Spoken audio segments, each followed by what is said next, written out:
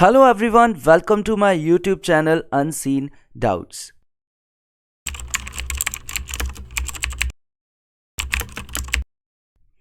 आज के इस वीडियो में हम लोग जॉन डन की लिखी हुई एक poem go and catch a falling star discuss करने वाले हैं। तो आइए सबसे पहले जानते हैं जॉन डन के बारे में। तो दोस्तों, जॉन डन का बर्थ 1572 में हुआ था और इनकी डेथ 1631 में हुई थी। इन्हें फादर ऑफ मेटाफिजिकल पोइट्री भी कहा जाता है। डॉक्टर जॉनसन जॉन डन के बारे में लिखते हैं, he puts two opposite things together by violence. तो आइए अब हम पोएम के बारे में जानते हैं। ये poem go and catch a falling star ये ली गई है जॉन डन की ही एक वॉल्यूम सॉन्ग्स एंड सोनेट्स से, जो कि 1633 में पब्लिश की गई थी। जॉन डन की ये वॉल्यूम सॉन्ग्स एंड सोनेट्स ये उनकी डेथ के 2 इयर्स के बाद पब्लिश की गई थी 1633 में, और ये पब्लिश की थी उन्हीं के सन ने, जिसके अंदर टोटल 55 पोएम्स हैं।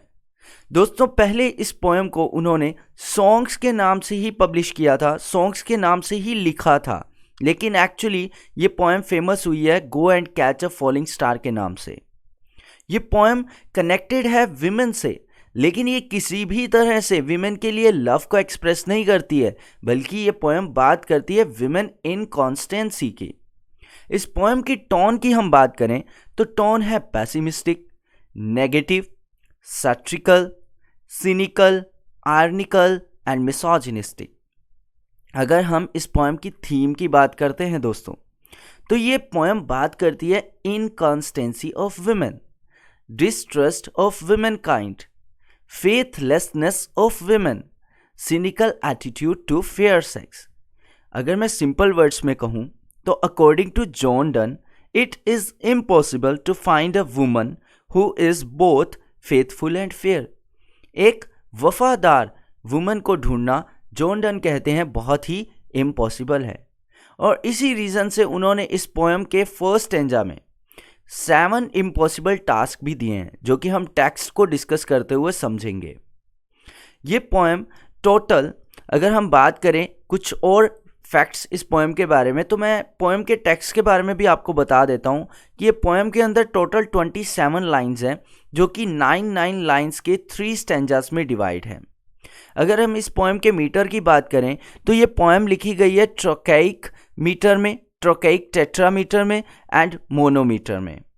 और लाइन 7 और 8 जो है इस पोएम की, हर स्टेंजा की 7 और 8th लाइन जो है वो मोनोमीटर में लिखी गई हैं, और रेस्ट लाइंस जो हैं वो टेट्रामीटर में लिखी गई हैं। इस पोएम का स्पीकर कौन है, कौन बोल रहा है इस पोएम के अंदर? तो पोइट हिमसेल्फ, मतलब फर्स्ट पर्सन नरेटर है। ठीक है, चलिए अब हम बढ़ते हैं इस पोएम के टेक्स्ट पर, और लाइन बाय लाइन हम लोग इस पोएम का टेक्स्ट डिस्कस करते हैं। फर्स्ट स्टेंजा की first line, go and catch a falling star. तो इस लाइन की जो टोन है वो है कन्वर्सेशनल, मतलब कन्वर्सेशन ही कर रहे हैं पोइट हमसे, go and catch a falling star.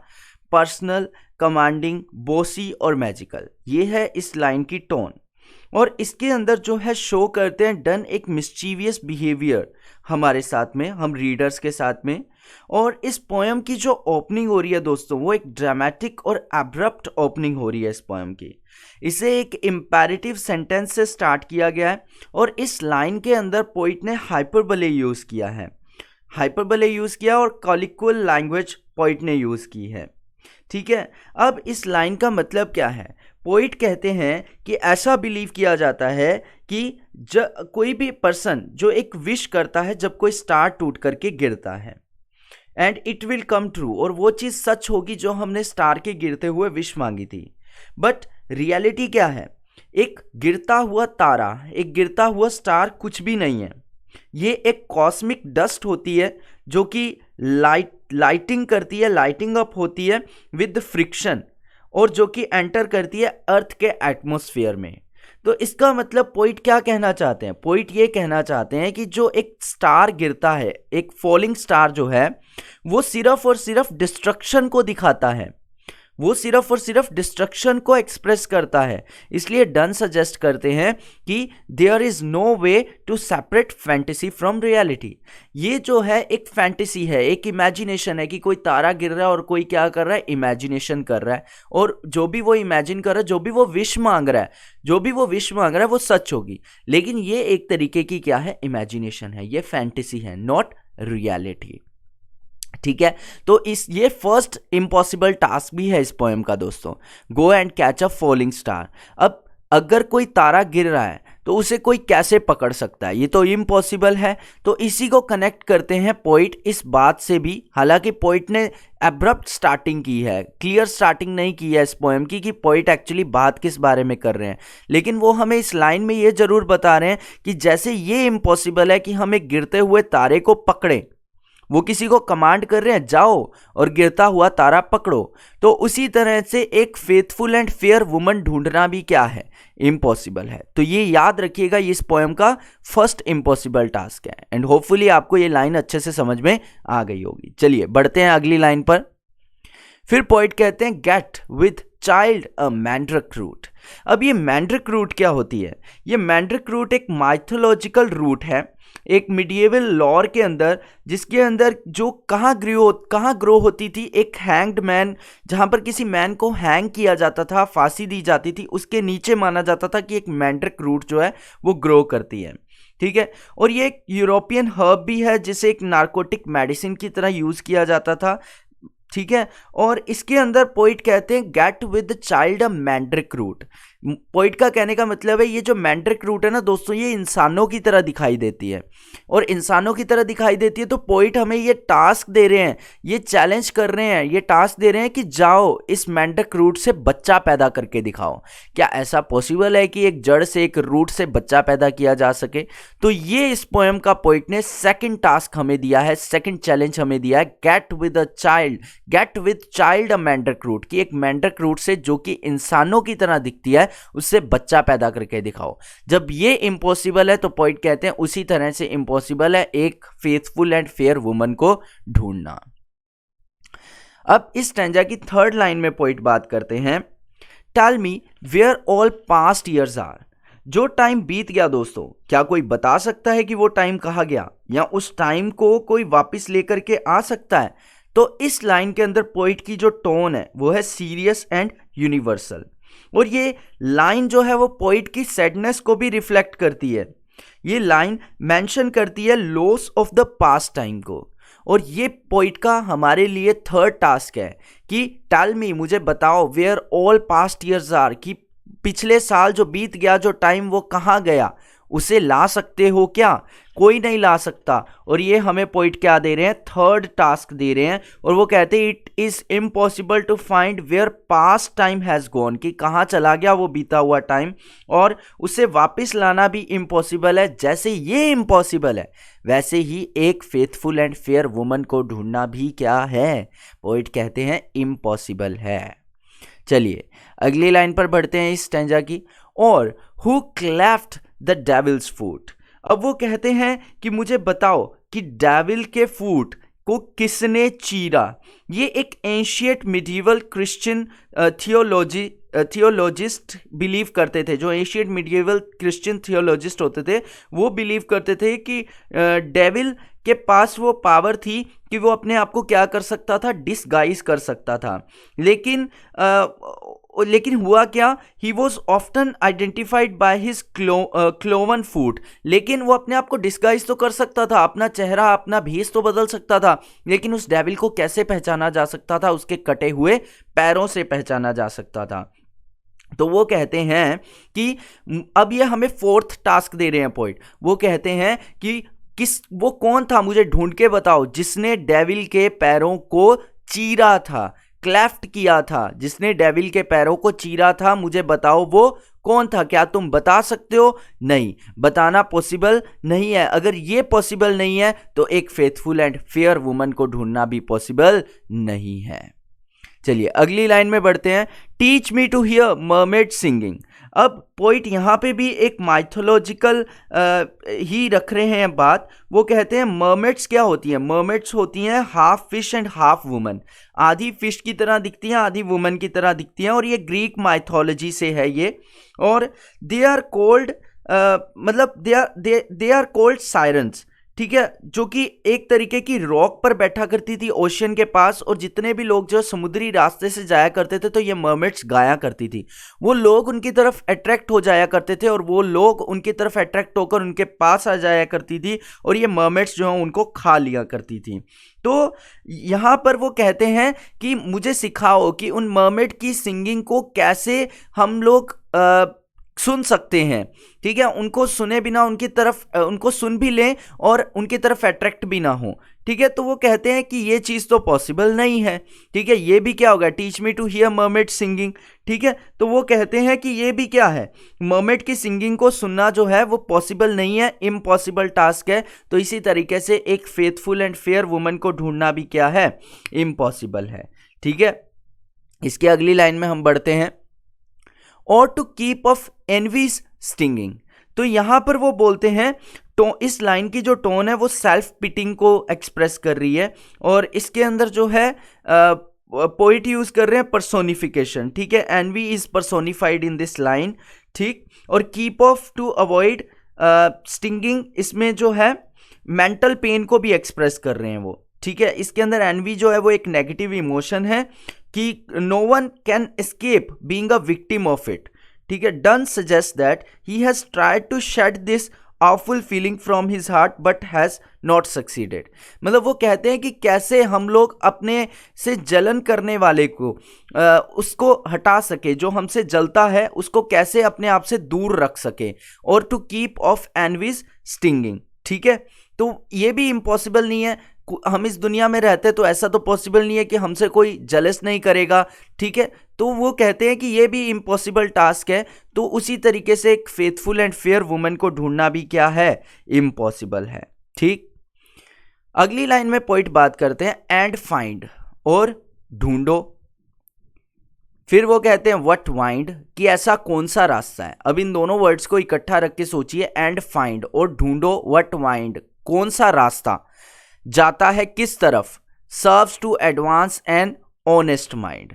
मतलब जो रास्ता हमें, ऐसा रास्ता ढूंढो जो हमें कहाँ लेकर के जाए, हमें एक ऐसे पर्सन के पास में लेकर के जाए जो कि क्या हो, जो कि ऑनेस्ट हो। According to Donne only the dishonest grow in life, कि एक डिसऑनेस्ट पर्सन ही अपनी लाइफ में बढ़ता है, आगे बढ़ता है। Honesty is never rewarded, honesty जो है वो कभी भी आगे नहीं बढ़ती है, इंप्रूव नहीं करती है अपनी लाइफ में, एनहांस नहीं होती है या तरक्की नहीं करती है।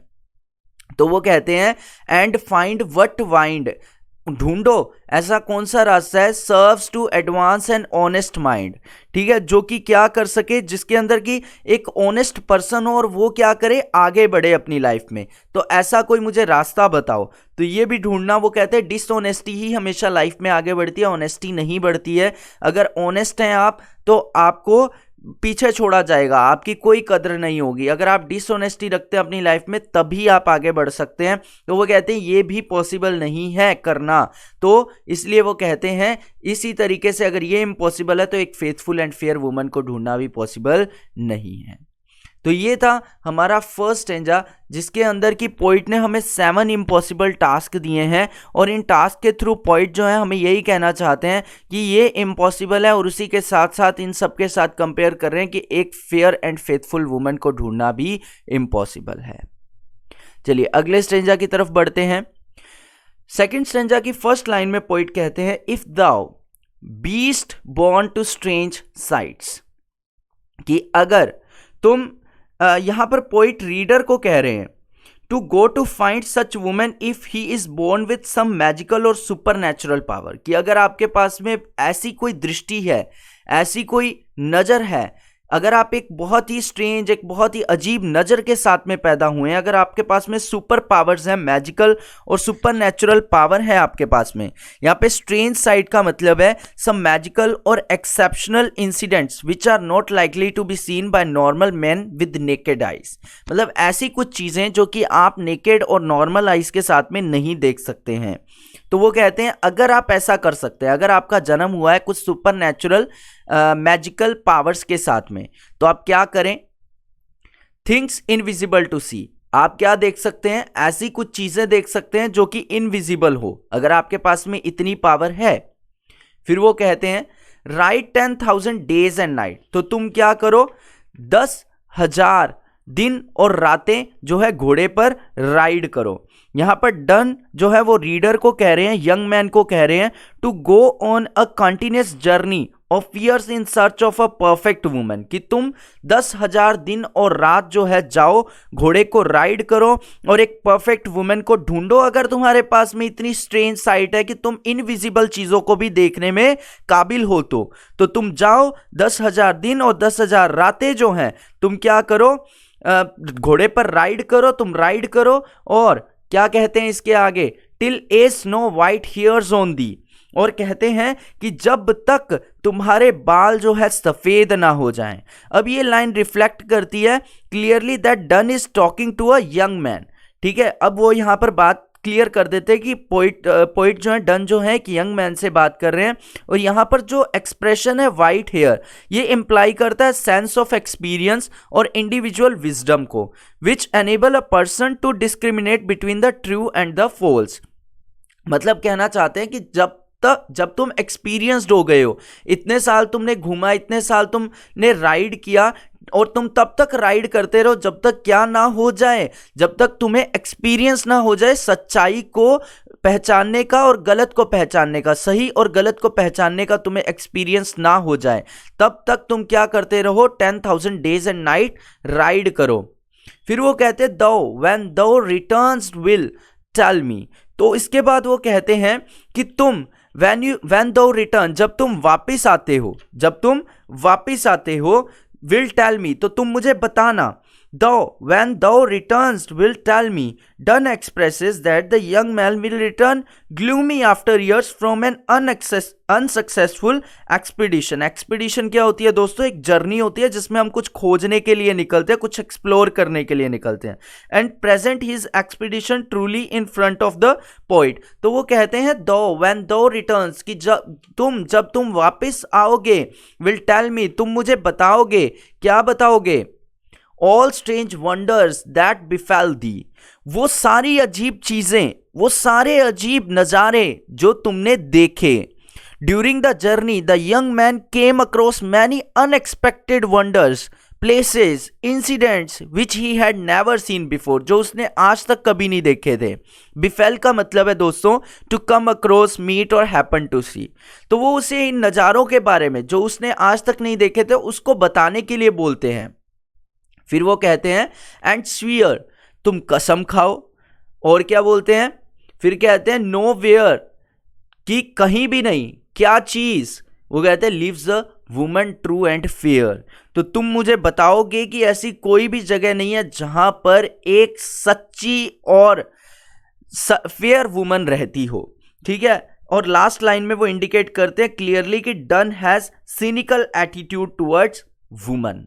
ठीक है, वो कहते हैं कि एंड स्वीयर नो वेयर, और ये मैं कसम खाता हूं कि कहीं भी तुम्हें ऐसी वुमेन, तुमने कई नज़ारे देखे होंगे, तुम 10,000 डेज एंड नाइट जो तुमने राइड किया, तुमने इतना एक्सपीरियंस गेन किया, तुमने सही और गलत में फर्क देखना सीख लिया। जब तुम आओगे तो तुम मुझे बताओगे उन सब स्ट्रेंज वंडर्स के बारे में जो तुमने देखे, और मैं कसम खाता हूं कोई ऐसी जगह नहीं होगी जहां पे तुम्हें ट्रू एंड फेयर वुमन मिली होगी। तो यहां पर हमें इस स्टैंजा में क्लियर हो जाता है दोस्तों कि पोइट जो वो यंग मैन से बात कर रहे हैं और उसे एक फेथफुल एंड फेयर वुमन ढूंढने के लिए बोल रहे हैं, और कहते हैं कि ऐसी वुमन एग्जिस्ट करती ही नहीं है इस दुनिया में। इसीलिए उन्होंने हमें फर्स्ट स्टैंजा में 7 इम्पॉसिबल टास्क भी दिए थे। चलिए थर्ड स्टैंजा की ओर आगे बढ़ते हैं। फिर वो कहते हैं इफ दो फाइंडेस्ट वन लेट मी नो, कि अगर तुम्हें अपनी पूरी जर्नी में, इस स्टैंजा की भी टोन अगर दोस्तों मैं आपको बताऊं तो कन्वर्सेशनल रहेगी, ठीक है। और इसकी स्टार्टिंग होती है with a rising hope of finding a true and fair woman, कि हाँ एक होप दिखाते हैं इस स्टैंजा के अंदर पोइट। और ये जो है पूरा स्टेंजा जो है वो मोनोसिलेबिक वर्ड्स में लिखा गया है एक्सेप्ट 2 वर्ड्स, एक पिलग्रिमेज और एक लेटर, ठीक है। फिर वो कहते हैं इफ दो फाइंडेस्ट वन लेट मी नो, तो यहां पर वो थोड़ा सा मजाकिया बात कर रहे हैं, थोड़ा सा मॉकिंग वे के अंदर आ रहे हैं। तो वो कहते हैं कि अगर तुम्हें कहीं पे मिल भी जाए ऐसी कोई वुमेन जो कि फेथफुल एंड फेयर हो, लेट मी नो, मुझे बताना अगर तुम्हें ऐसी वुमेन मिल जाए। सच अ पिलग्रिमेज वर स्वीट, तो वो इसको क्या बता रहे हैं, तीर्थ यात्रा बता रहे हैं, एक तीर्थ स्थान बता रहे हैं इसको, ठीक है। तीर्थ स्थान बता रहे हैं कि ये तो सच में एक तीर्थ स्थान के बराबर होगा, उतना मीठा होगा ये, उतना सच्चा होगा ये। अगर तुम्हें कोई वुमेन मिल जाती है जो फेयर एंड फेथफुल दोनों हो, तो ये तो एक तीर्थ स्थान के बराबर होगा, यंग मैन को बोल रहे हैं पोइट। फिर कहते हैं yet do not I would not go, वो कहते हैं फिर भी मैं क्या नहीं करूंगा, yet do not I would not go, मैं नहीं जाऊंगा, I would not go. Though at next door we might meet, चाहे वो मेरे घर के अगले दरवाजे पर ही क्यों ना रहती हो।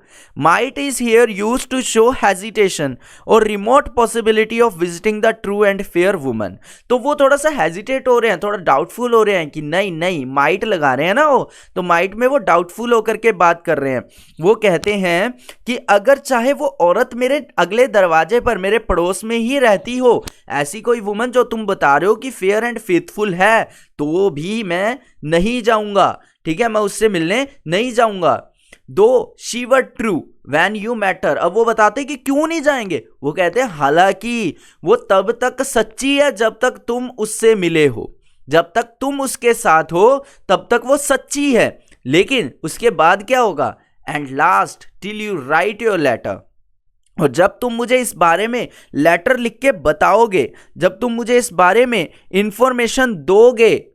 फिर पोइट क्या बोलते हैं, यट शी विल बी, और उसके बाद क्या होगा, उसके बाद वो बोलते हैं कि वो जो औरत है वो क्या हो जाएगी, will be false ere I come to 2 और 3, वो फॉल्स वुमन हो जाएगी, वो फेथफुल नहीं रहेगी, वो फेयर नहीं रहेगी, मेरे आने से पहले ही वो क्या हो जाएगी, फॉल्स हो जाएगी, वो 2 और 3 और मैन के साथ में वो हो चुकी होगी, ठीक है। Donne deliberately drops 1 in order to create a special note of exaggerating a fair lady's inconstant nature, तो यहां पर इस लाइन के अंदर जो है वो लेडी के इनकॉन्स्टेंट नेचर को दिखा रहे हैं। वो बताते हैं कि ये पॉसिबल नहीं है कि वो लेडी क्या रह जाए, फेथफुल रह जाए, फेयर रह जाए, ठीक है। तो ये थी दोस्तों पोएम जो कि है go and catch a falling star, and I hope मैंने पूरी कोशिश करी है कि काफ़ी डेप्थ में लाइंस को एक्सप्रेस कर सकूं, आप लोगों को काफ़ी डेप्थ में समझा सकूं इस पोएम को। और ये डन ने लिखी है यंग मैन के लिए, ठीक है, ऐसा कोई नहीं है कि हाँ विमेन के लिए कुछ वो है, लेकिन हाँ उनकी एक पोएम है, so that's why we have discussed it. And ये काफ़ी सारे एग्जाम्स के अंदर पूछी भी जाती है पोएम, काफ़ी सारे कॉम्पिटिटिव एग्जाम्स में और बीए के अंदर भी काफ़ी ज़्यादा पूछी जाती है, उसके भी सिलेबस में ऐड है ये। तो काफ़ी अच्छी पोएम है और हम लोगों ने काफ़ी अच्छे तरीके से इस पोएम को डिस्कस भी किया है, एंड होपफुली आप लोगों को ये पोएम अच्छे से समझ में भी आई है। अगर आपको ये पोएम अच्छे से समझ में आ गया दोस्तों, कमेंट में ज़रूर बताइएगा। मैं आगे भी इसी तरीके से जो है सिलेबस लेकर के आने वाला हूँ, जो कि बीए और एमए में आता है या अदर कॉम्पिटिटिव एग्जाम्स में लिटरेचर का जो भी मटेरियल है वो हम लोग डिस्कस करने वाले हैं। ऑलराइट, चलिए दोस्तों मिलते हैं आपसे नेक्स्ट वीडियो में। अगर आपको ये वीडियो अच्छी लगी हो चैनल सब्सक्राइब कर लीजिएगा, कमेंट जरूर करिएगा, शेयर करिएगा और बेल आइकन भी हिट कर लीजिएगा। मिलते हैं दोस्तों आपसे नेक्स्ट वीडियो में। Thank you so much for watching this video.